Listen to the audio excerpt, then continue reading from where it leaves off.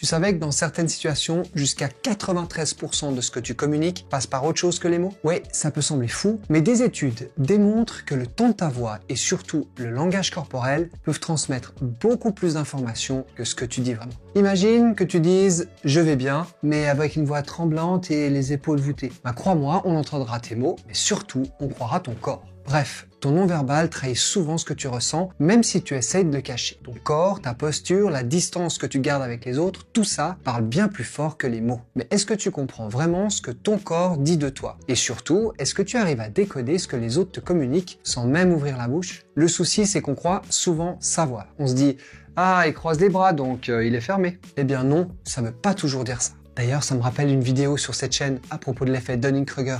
Aujourd'hui, on va explorer ensemble les secrets du langage non verbal, mais aussi apprendre à observer sans juger. Je vais te montrer comment ton cerveau influence tes gestes et comment la distance entre les gens peut révéler des choses étonnantes sur leurs relations. Et crois-moi, certains détails vont vraiment te surprendre, alors reste bien jusqu'au bout. Tu veux devenir plus conscient de ton propre langage corporel, mieux comprendre les autres, éviter les pièges des interprétations faciles et faire tout ça avec éthique? Alors c'est parti, on plonge ensemble dans l'univers fascinant du langage non-verbal. Moi c'est Cédric, je suis spécialiste certifié en langage non-verbal, cadre dans une grande entreprise depuis plus de 10 ans, formateur d'adultes et j'ai eu la chance de traverser de nombreuses situations complexes, aussi bien professionnelles que personnelles, qui m'ont amené à développer une forte expérience en gestion du stress, résilience et capacité d'adaptation. Donc si tu t'intéresses au fonctionnement de ton cerveau et à tous ces petits comportements qu'il a sans même que tu t'en rendes compte, ainsi qu'aux techniques pour gérer tout cela, eh ben tu es ici au bon endroit. On va aborder ensemble 3 notions fondamentales.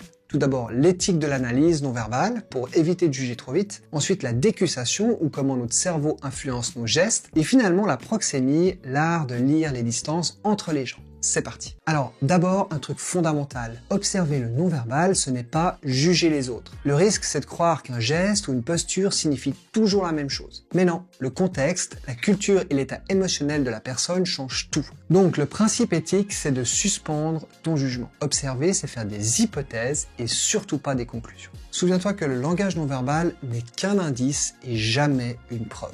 Tout à l'heure, je t'ai dit que 93% de ce que tu communiques passe par autre chose que tes mots. Ce pourcentage, qui est issu d'une étude d'Albert Mehrabian, est surtout valable lorsque tu parles de tes émotions et attitudes. Ce chiffre a été beaucoup remis en cause parce que d'une part, il ne concerne qu'une petite partie de ta communication et d'autre part, parce que les conditions dans lesquelles l'étude a été menée ne permettent pas de conclure à une représentativité globale. En réalité, il serait plus juste de dire que 2/3 de ta communication passe par autre chose que les mots que tu prononces, à savoir ton non-verbal, c'est-à-dire tes gestes, tes mouvements et tes expressions, et ton paraverbal, c'est-à-dire le ton et la sonorité de ta voix.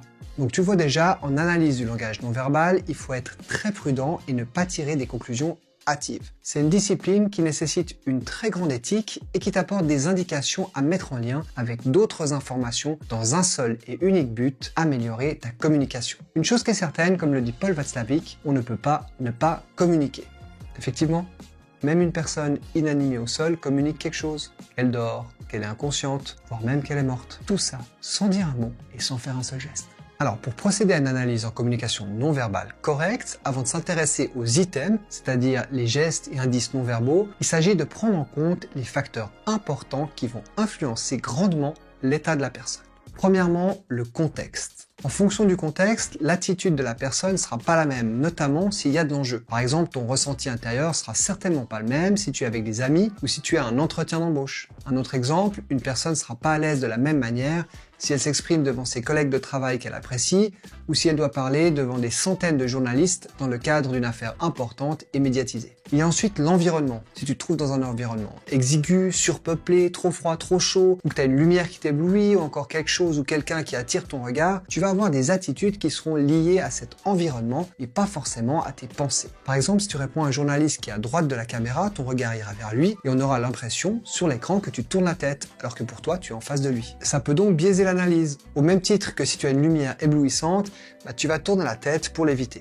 Et s'il fait trop chaud à cause des projecteurs, tu vas transpirer et ça sera pas à cause du stress. On va avoir ensuite la temporalité. Il est important de se rappeler que la personne avait quelque chose avant d'être en face de toi et aura certainement quelque chose à faire après. Donc en fonction de ce qu'elle a vécu avant ou de ce qui l'attend après, elle va développer des pensées et avoir des fuites comportementales qui ne seront pas liées à l'instant présent. C'est pour ça qu'il faut rester très vigilant et chercher plusieurs items pour venir conforter une théorie. Par exemple, tu peux être avec moi en train de boire un verre, mais penser à la prise de tête que tu as eue il y a 1 heure avec ton patron, ou encore te souvenir que demain, tu dois aller voir une personne que tu n'apprécies pas. Ces pensées vont déclencher des items, et si moi je les détecte et que je les prends directement pour la situation actuelle, mon analyse sera erronée. Et finalement, il y a aussi la physiologie de la personne. D'une part, ce qu'on appelle sa baseline ou sa statue, c'est-à-dire comment est la personne à son état normal. Peut-être qu'elle a naturellement des traits qui font penser qu'elle est en colère alors que pas du tout, ou qu'une maladie ou un accident fait qu'une partie de son corps ne réagit plus de la même manière. Ou alors, elle a peut-être des tics. Dans tous les cas, en analyse non verbale, il est important d'identifier cette baseline, et ce qui nous intéresse, c'est tout changement par rapport à cette base. Par exemple, Harrison Ford, il a une baseline avec la moitié de son visage en colère et l'autre joyeuse. Une autre possibilité,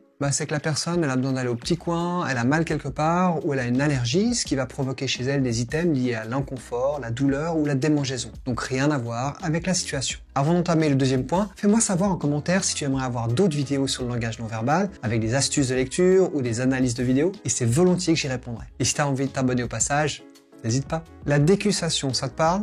C'est le nom du phénomène où les nerfs moteurs se croisent entre le cerveau et le corps. Concrètement, ça signifie que l'hémisphère gauche de ton cerveau contrôle le côté droit de ton corps et que inversement, l'hémisphère droit contrôle ton côté gauche. C'est au XVIIe siècle que la médecine a réellement pris conscience de cette particularité, notamment avec les soldats qui revenaient du champ de bataille avec des lésions cérébrales. Les médecins se sont aperçus que les blessures à l'hémisphère droit engendraient des paralysies sur les membres de la partie gauche du corps et inversement. Pourquoi c'est intéressant ? Parce que pour simplifier, chaque hémisphère a ses spécialités. L'hémisphère gauche est en lien plutôt avec la logique, le raisonnement et la construction du langage, et l'hémisphère droit plutôt en lien avec tout ce qui touche à l'intuition, la créativité et les sentiments. Du coup, certains gestes du côté gauche du corps, donc contrôlés par l'hémisphère droit, peuvent refléter davantage la spontanéité et l'émotionnel, tandis que le côté droit, contrôlé par l'hémisphère gauche, serait plus dans l'intellectuel et le contrôle. Par exemple, une personne qui parle en illustrant avec la main gauche serait plutôt dans la spontanéité de son discours, tandis qu'avec la main droite, ça reflètera plutôt le contrôle et la structure de ses propos. Mais là encore, prudence, c'est une piste et pas une certitude. Et ça peut être également influencé si une des deux mains est occupée. Dernier concept, la proxémie. Ce terme vient du chercheur Edward T. Hall qui a étudié comment les distances entre les personnes traduisent leurs relations. Hall a défini 4 zones. La zone intime de 0 à 45 cm que tu réserves à ton ou ta partenaire et tes familiers proches comme tes enfants. La zone personnelle de 45 cm à 1,20 m où tu vas laisser entrer plutôt tes amis et tes collègues proches. La zone sociale de 1,20 m à 3,50 m destinée aux interactions sociales et professionnelles. Ça correspond à peu près à une longueur de bras pour serrer la main. Et la zone publique, au-delà de 3,50 m, qui est celle des conférences et des discours. En fonction des interactions et des liens que tu as avec une personne, tu vas réagir selon qu'elle se trouve ou non dans la zone que tu l'autorises. Par exemple, si un inconnu entre dans ta zone personnelle sans invitation, tu vas naturellement reculer ou te sentir mal à l'aise. Comme dans un ascenseur. En revanche, si tu vas chez le médecin, même si tu le connais pas bien, tu vas normalement l'autoriser à entrer dans ta zone intime pour te sculpter. Mais attention, la proxémie est culturelle. Au Japon, par exemple, la distance personnelle est plus grande qu'en Amérique latine ou dans les pays du Maghreb. En Europe, c'est encore différent. C'est également valable s'il y a une relation hiérarchique, parce que la notion de respect entraîne aussi de la distance. Donc si tu observes deux personnes qui discutent entre elles, tu pourras, en fonction de leur distance, avoir peut-être des indices sur le fait qu'ils sont plus ou moins proches. Et toi aussi, sois vigilant aux réactions de recul des personnes avec qui tu interagis. Peut-être que tu es venu trop près et il s'agit alors de reculer un peu pour le mettre plus à l'aise. Mais pas trop non plus pour ne pas donner un signal de désintérêt. Ou alors c'est peut-être aussi parce que tu t'es pas brossé les dents. Tu l'auras compris, le langage non verbal, c'est comme un puzzle. Chaque geste, chaque distance, chaque posture est une pièce et tu dois toujours regarder l'ensemble. J'en profite pour te dire que j'accompagne des personnes telles que des cadres d'entreprise, des entrepreneurs, des mères au foyer, des sportifs, des étudiants, bref, toutes sortes de profils pour mettre en place des outils simples, autonomes et efficaces et ainsi apporter plus de sérénité dans leur quotidien ou dans l'atteinte de leurs objectifs. Donc si tu veux en savoir plus, n'hésite pas à me contacter par message sur Instagram, puis on regardera ensemble ce que je peux te proposer et si ça te correspond. Tu trouveras le lien dans la description. Pour conclure, retiens bien que observer sans juger, c'est l'éthique avant tout. La décussation, c'est le fait que tes nerfs moteurs se croisent entre ton cerveau et ton corps. Et la proxémie te montre comment la distance peut influencer tes relations. Voilà, j'espère que cette vidéo t'a plu et surtout qu'elle t'a été utile. Tu sais que tu as toute la liberté de la liker, tu peux aussi la partager avec quelqu'un que ça pourrait intéresser. Vous êtes de plus en plus nombreux à nous rejoindre sur cette chaîne, donc un tout grand merci. Puis pour celles et ceux qui ne l'ont pas encore fait, pensez à vous abonner car ça nous aide énormément. Et pour ne pas louper les prochaines vidéos, tu connais l'astuce, c'est la petite cloche. Important, n'oublie pas, ce n'est pas ce qui t'arrive qui compte, mais ce que tu en fais. D'ici la prochaine vidéo, prends soin de toi. À bientôt.